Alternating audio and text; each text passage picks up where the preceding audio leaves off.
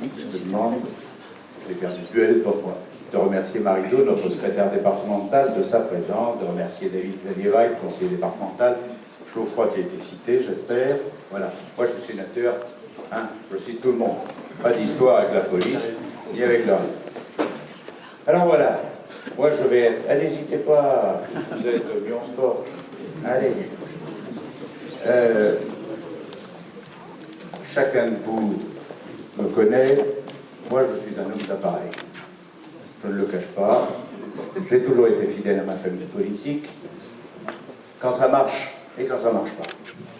C'est au moins l'avantage, personne ne peut me reprocher une infidélité ou une déloyauté. J'ai été membre d'un gouvernement, de plusieurs gouvernements, avec François Fillon et avec Nicolas Sarkozy. J'étais évidemment le maître d'œuvre de bien des combats de Philippe Séguin lorsque je l'accompagnais à la présidence de l'Assemblée nationale ou au ministère des Affaires sociales. Alors pourquoi quelqu'un comme moi soutient quelqu'un comme Bruno? Non mais bon, c'est pas évident. Ça se... Voilà. On ne peut pas dire qu'il soit séguiniste. On ne peut pas dire qu'il soit sarkozyste. Je plaisante. Ce que je veux dire, c'est que on a 3 candidats potentiellement avec les parrainages. Peut-être 4, mais enfin 3. Moi, je n'ai pas d'état d'âme, je le dis à Geoffroy, par rapport à Eric Ciotti. Je suis vice-président de la commission d'investiture du LR depuis des années, avec Eric comme président. Donc je travaille avec lui de manière très régulière, et je n'ai pas d'état d'âme sur ses prises de position. Vous avez en réalité, pour moi qui suis un homme de droite, serein, tranquille, gaulliste, séguiniste, mais de droite. Je n'ai jamais pensé que je pouvais rallier ou la gauche, ou les macronistes, ou qui que ce soit, quelles que soient les propositions. Parce que quand on s'engage politiquement, comme vous l'avez fait pour beaucoup d'entre vous, en adhérant, même si aujourd'hui vous hésitez à être à LR, quand on s'engage sur des convictions. Moi j'étais gaulliste très jeune, je n'ai jamais bougé.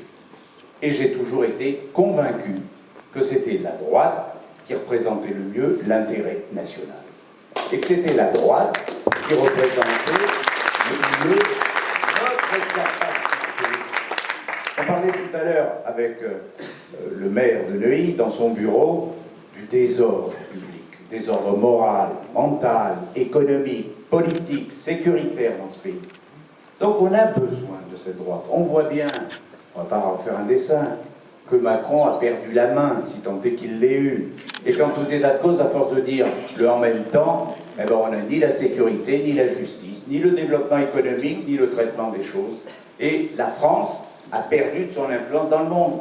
J'ai interpellé à plusieurs reprises aux questions d'actualité le gouvernement sur la disparition de la France en Afrique, sur la fin de la francophonie, sur le fait que 2 États africains francophones ont demandé leur adhésion au Commonwealth. Jusqu'où est-ce que nous allons aller? Le déclin n'est pas inéluctable si nous sommes unis. Alors c'est vrai, Philippe l'a dit, nous avons perdu les élections présidentielles en 2012, en 2017, en 2022. Nous avons perdu les élections législatives et notre groupe à l'Assemblée nationale est à 60 ou 62.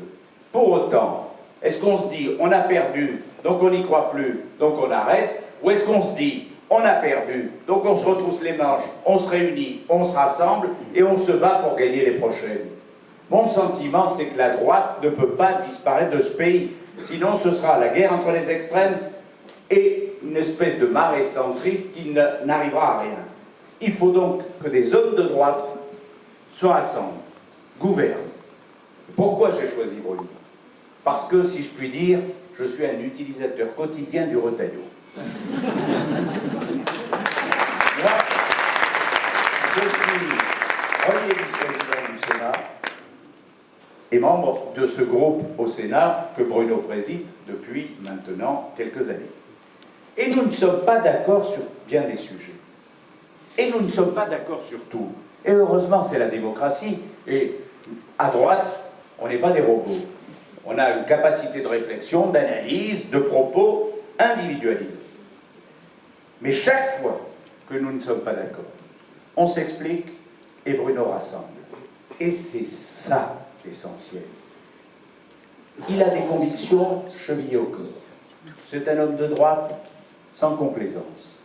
C'est un type fidèle, loyal, parfait de ce côté-là. Et dans ses convictions de droite, il a en plus ce gène du type qui se dit l'unité du groupe, l'unité de la famille des Républicains, ça nécessite de faire toujours un pas l'un vers l'autre, non pas vers une position en dehors de la droite, mais d'écouter tout le monde. À l'intérieur du groupe LR au Sénat, il y a des gens très différents, c'est le moins qu'on puisse dire. Ce groupe marche du tonnerre de Dieu. Il est aujourd'hui le fer de lance de l'opposition dans ce pays. Il est aujourd'hui l'honneur de la droite par rapport à Macron, par rapport à la gauche, par rapport à Dupont et par rapport à Sandrine Rousseau. Il est aujourd'hui l'honneur de ce pays dans ce qui fait notre force, notre volonté de défendre nos collectivités locales, notre volonté de défendre les élus locaux. Nous ne sommes pas d'accord sur tout, mais nous sommes d'accord sur l'essentiel. Et avec Bruno comme chef de guerre, ce sera le rassemblement et ce sera l'unité. Vous avez des différences les uns avec les autres, mais vous êtes tous d'accord sur un intérêt national, sur l'intérêt général. Avec lui, cet intérêt général, cet intérêt national, il sera défendu, quelles que soient vos sensibilités, et il nous rassemblera tous pour gagner en 2027, parce que l'essentiel maintenant, c'est de se dire, il y a un parti et il y a un pays.